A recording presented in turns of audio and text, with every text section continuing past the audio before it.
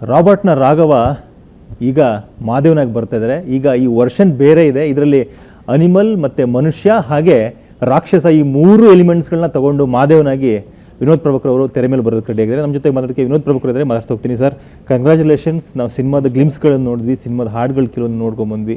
ತುಂಬ ಚೆನ್ನಾಗಿರುವಂಥ ಒಂದು ಒಳ್ಳೆ ಕಾಂಟೆಂಟ್ ಇರುವಂಥ ಸಿನಿಮಾವನ್ನು ಕನ್ನಡ ಪ್ರೇಕ್ಷಕರಿಗೆ ಕೊಡೋಕ್ಕೆ ಹೊರಟಿದ್ರಿ. ಮಾದೇವ ಸಿನಿಮಾ ಇನ್ನೇನು ರಿಲೀಸ್ ರೆಡಿ ಆಗಿದೆ, ಏನು ಹೇಳ್ತೀರಿ ಈ ಸಂದರ್ಭದಲ್ಲಿ? ಮೊದಲನೇದಾಗಿ ಎಲ್ರಿಗೂ ನಮಸ್ಕಾರ ಹೇಳ್ತಾ, ಧನ್ಯವಾದಗಳು ಹೇಳ್ತಾ, ಅಂದರೆ ಪ್ರತಿ ಒಂದು ಹೆಜ್ಜೆಯಲ್ಲೂ ನನಗೆ ಬೆನ್ನೆಲುಬಾಗಿ ನಿಂತ್ಕೊಂಡು ನಮ್ಮ ಕರ್ನಾಟಕದ ಜನತೆ ಇಲ್ಲವರೆಗೂ ಸಪೋರ್ಟ್ ಮಾಡ್ಕೊಂಡು ಬರ್ತಾ ನನಗೆ ವಿಭಿನ್ನವಾದ ಪಾತ್ರಗಳು ಮಾಡೋ ಒಂದಷ್ಟು ಧೈರ್ಯ ಬಂತು. ಇಲ್ಲಿ ನನಗೆ ಮಾದೇವ 2021, 22 ಆ ಟೈಮಲ್ಲಿ, ಅಂದರೆ ಕೋವಿಡ್ ಟೈಮಲ್ಲಿ ನನಗೆ ನವೀನ್ ರೆಡ್ಡಿ ಅವರು ಕತೆ ಬಂದು ಹೇಳ್ತಾರೆ, ಅಯ್ಯೋ ಏನಿದು ಈ ಥರ ಡಿಫ್ರೆಂಟ್ ಆಗಿದೆಯಲ್ಲ ಕತೆ, ಕರೆಕ್ಟು, ಇನ್ನು ನಮಗೆ ಏನು ಕಂಟೆಂಟ್ ಅಂತ ಏನು ಕಂಟೆಂಟ್ ಅಂದರೆ ಏನಿಲ್ಲ ಸರ್. ಅಂದರೆ ಪ್ರತಿಯೊಂದು ವಿಷಯ ನಾವು ಏನು ಮಾಡೋಕೆ ಹೊರಟ್ರು ಅದಕ್ಕೆ ಕಾರಣ ಇರಬೇಕು. ಫೈಟ್ ಅಂದರೆ ಸುಮ್ಮನೆ ಫೈಟ್ ಬಂದ್ಬಿಡೋದಲ್ಲ, ಆ ಕ್ಯಾರೆಕ್ಟರ್ ಕ್ಯಾರಿ ಮಾಡಬೇಕು ಅಂದರೆ ಅದಕ್ಕೆ ಕಾರಣ ಇರಬೇಕು. ಈಗ ಯಾವುದೋ ಒಂದು ಅಳೋ ಸೀನ್ ಇದೆ, ಏನೋ ಒಂದು ಎಮೋಷನ್ ಇದೆ ಅಂದರೆ ಅದಕ್ಕೆ ಬಲವಾದ ಕಾರಣ ಇರಬೇಕು. ಸೊ ಆ ಥರದ್ದು ಈ ಪ್ರತಿಯೊಂದಕ್ಕೂ ಒಂದು ಕಾರಣ. ಒಂದು ಸಾಂಗ್ ಬರುತ್ತೆ ಅಂದರೆ ಅದಕ್ಕೊಂದು ಕಾರಣ. ಸೊ ಒಂದು ಎಲ್ಲನೂ ಇಡೀ ಸಿನಿಮಾ ಒಂದೇ ಒಂದು ಸೆಕೆಂಡು ಇದು ಆ ಒಂದು ಕಂಟೆಂಟ್ ಬಿಟ್ಟು ಹೊರಗಡೆ ಹೋಗಿ ಬರಲ್ಲ. ಸೊ ಅದ್ರ ಒಳಗಡೆ ಮಾಡಿದ್ದೀವಿ. ನನಗೆ ತುಂಬಾ ಖುಷಿಯಾಗಿದ್ದೇನು ಅಂದರೆ, ಒಬ್ಬ ನಟನಾಗಿ ಅಭಿನಯ ಮಾಡಬೇಕು ಅಂತ ಒಂದು ಫೈಟ್ ಆಯಿತು, ಆ್ಯಕ್ಷನ್ ಆಯಿತು, ಎಲ್ಲ ಆಯಿತು. ಒಂದಿಷ್ಟು ಸಿನಿಮಾಗಳಲ್ಲಿ ಒಂದು ರೇಂಜ್ಗೆ ಆ್ಯಕ್ಟ್ ಮಾಡ್ಕೊಂಬಂದಿದ್ದೆ. ಇಲ್ಲಿ ಆ್ಯಸ್ ಎನ್ ಆ್ಯಕ್ಟರ್ ಪ್ರೂವ್ ಮಾಡೋಕ್ಕೆ ಭಾಳ ಒಂದು ನನಗೆ ದೊಡ್ಡದಾದ ಒಂದು ಅವಕಾಶ ಸಿಕ್ತು. ಖಂಡಿತ ಸರಿ, ಓಕೆ ಆಯಿತು ಸರ್, ಹಿಂಗೆ ಮಾಡೋಣ ಅಂಥೇಳಿ. ಯಾಕಂದರೆ ನನಗಿಂತ ಬಿಫೋರು ಒಂದು 2-3 ಜನ ಹತ್ರ ಈ ಕತೆ ಹೋಗಿ ಬಂದಿದೆ. ಅಲ್ಲ, ಈ ಕತೆ ಹೆಂಗೆ ಅಂದರೆ ಒಂದಿಷ್ಟು ನಾವು ರಿಸರ್ಚ್ ಮಾಡಿದ್ವಿ. ಜೈಲಲ್ಲಿ ನೇಣಾಕಿ ಬದುಕುವಂಥ ಒಬ್ಬ ವ್ಯಕ್ತಿ, ಅವನ ಸುತ್ತ, ಆ ಮಾದೇವನ ಸುತ್ತ ಏನು ನಡೆಯುತ್ತೋ ಅದೊಂದು ಕತೆ ಇದು. ಟೋಟಲಾಗಿ ನಾವು ಪ್ರಿಪೇರ್ ಮಾಡಿಕೊಂಡು ರೈಟ್ ಫ್ರಮ್, ನೀವು ನೋಡಿರ್ಬೋದು ಅನಿಸುತ್ತೆ,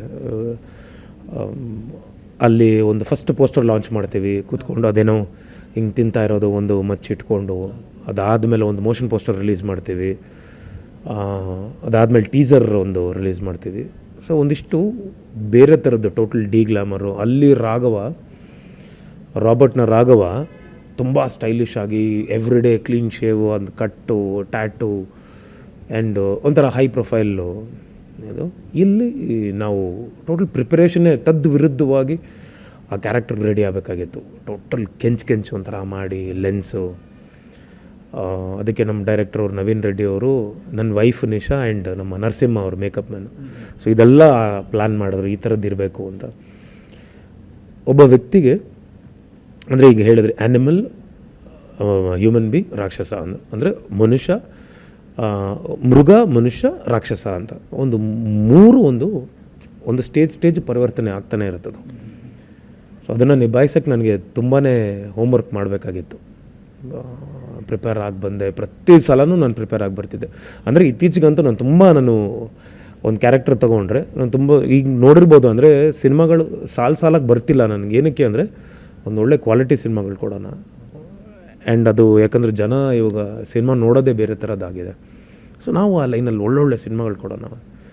ಸೊ ಪ್ರತಿಯೊಂದು ಪಾತ್ರಕ್ಕೂ ನಾನು ಏನು ಮಾಡ್ತೀನಿ ಅಂದರೆ ರೆಡಿ ಆಗ್ತೀನಿ. ನಾನು ಇನ್ಸ್ಟೆಂಟ್ ಬರಲ್ಲ. ಈಗ ಬಂದು ನಾನು ಚೇಂಜ್ ಆಗಿಬಿಡಿ ಇಮಿಡಿಯೇಟ್ ಅಂದರೆ ನನಗಾಗಲ್ಲ. ಒಂದು ಸಿನಿಮಾ ಅಟ್ ಎ ಟೈಮ್. ಇದು ಆಲ್ಮೋಸ್ಟು ಇನ್ ಬಿಟ್ವೀನ್ ಒಂದು 6-7 ತಿಂಗಳು ಯಾವುದೋ ಒಂದು ಪ್ರಾಬ್ಲಮಿಂದ ಒಂಚೂರು ಸ್ಟಾಲ್ ಆಗಿತ್ತು ಸಿನಿಮಾ, ಅಂದರೆ ಸ್ಲೋ ಆಗಿತ್ತು. ನಾನು ಬೇರೆ ಯಾವುದೂ ಮಾಡಲಿಲ್ಲ, ಯಾಕಂದರೆ ನಾನು ಮಾದೇವನಾಗೇ ಇದ್ದುಬಿಟ್ಟೆ. ಅದಾದಮೇಲೆ ಈಗ ನೆಲ್ಸನ್ ನಡೀತಿದೆ, ನೆಲ್ಸನಾಗೆ ನಾನು ಬಾಳ್ತಿರ್ತೀನಿ. ಈಗ ಬಲರಾಮ ಒಂದು ನಡೀತಿದೆ. ಅಂದರೆ ಒಂದು ಸಿನಿಮಾ ಫಿನಿಷ್ ಆಗೋವರೆಗೂ ನನಗೆ ಆ ಥರನೇ ಬರಬೇಕು. ಸೊ ಮಾದೇವ ಟೋಟಲ್ ಪ್ಲ್ಯಾನ್ ಮಾಡಿಕೊಂಡು ಪ್ರಿಪೇರ್ ಆಗಿ, ಅಂದರೆ ಚಿಕ್ಕ ವಿಷಯಗಳು ನಡೆಯುತ್ತದು. ಭಾಳ ಅದನ್ನು ಗಮನ ಇಟ್ಟು ಅದನ್ನು ನೋಡಿದ್ರೆ ಫಸ್ಟ್ ಟೈಮ್ ಬ್ಲಿಂಕ್ ಮಾಡ್ತಾನೆ, ಕಣ್ಣು ಮಿಡ್ಕ್ಸಲ್ಲ ಅವನು.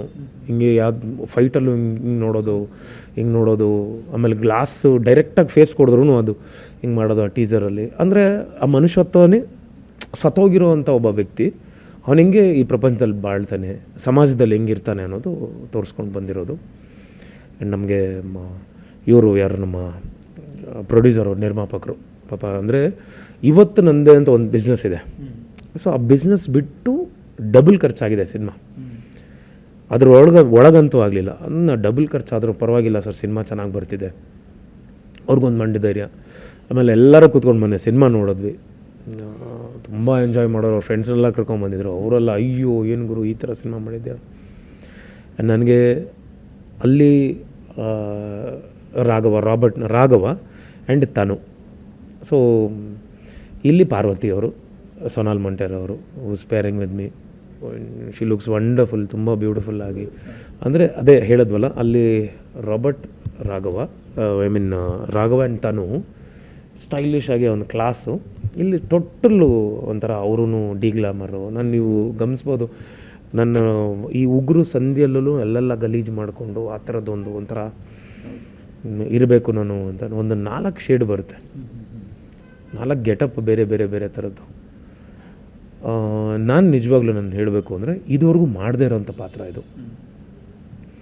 And I thank my team total. ನಮ್ಮ ಬಾಲಕೃಷ್ಣ ತೋಟ ಕ್ಯಾಮ್ರಾಮ್ಯಾನ್ ಅವರು, ತೆಲುಗು ಕ್ಯಾಮ್ರಾಮ್ಯಾನು, ಬ್ಯೂಟಿಫುಲ್ಲಾಗಿ ಕೆಲವು ಆ್ಯಂಗಲ್ಸ್ ಎಲ್ಲ ತುಂಬ ಚೆನ್ನಾಗಿ ತೋರಿಸಿದ್ದಾರೆ. 4 ಜನ ಫೈಟ್ ಮಾಸ್ಟರ್ಸು. ಈಗೇನು ಪುಷ್ಪ ಹಿಟ್ಟು ಆ ಥರ ಸಿನಿಮಾಗಳು ಮಾಡ್ಕೊಂಬಂದಿರೋ ರಿಯಲ್ ಸತೀಶು, ಆಮೇಲೆ ನಮ್ಮ ವಿಕ್ರಮ್ ಅವರು, ಆ್ಯಂಡ್ ನಮ್ಮ thriller Manju master and Danny master.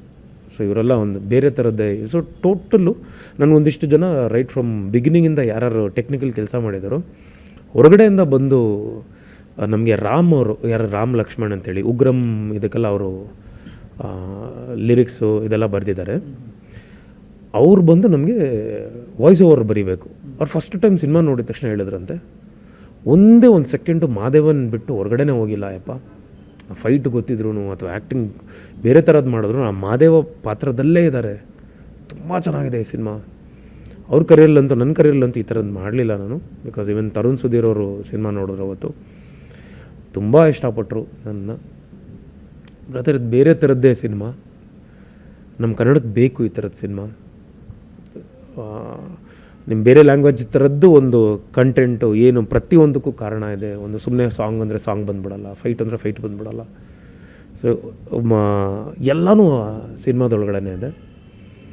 And of course Keshav ಅವರು producer, Sumanth producer, and total team ನಮಗೆ ಬ್ಯಾಕ್ ಬೋನ್ ಆಗಿದ್ದು ವಿಜಿ ಎಡಿಟರು.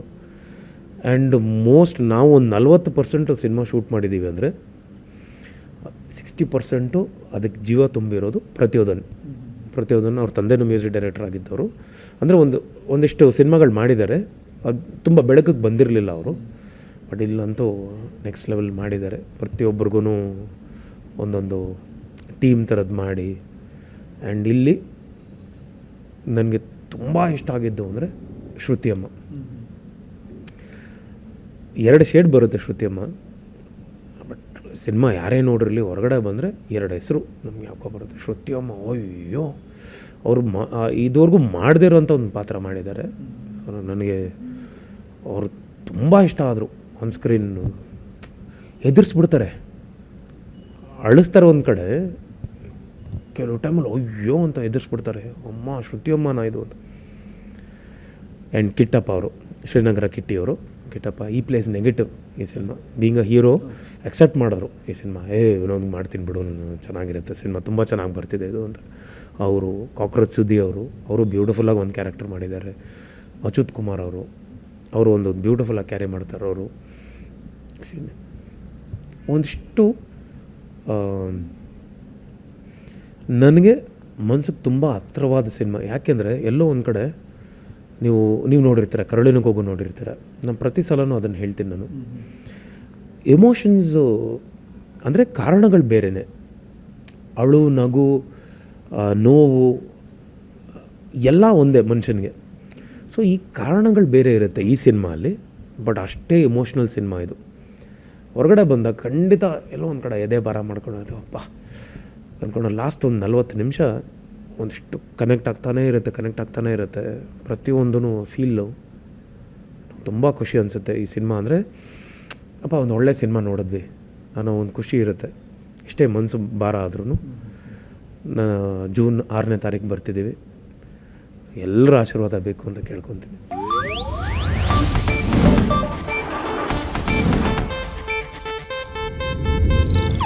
ಇದು ಏಷ್ಯಾನೆಟ್ ನ್ಯೂಸ್ ನೆಟ್ವರ್ಕ್ ಪ್ರಸ್ತುತಿ.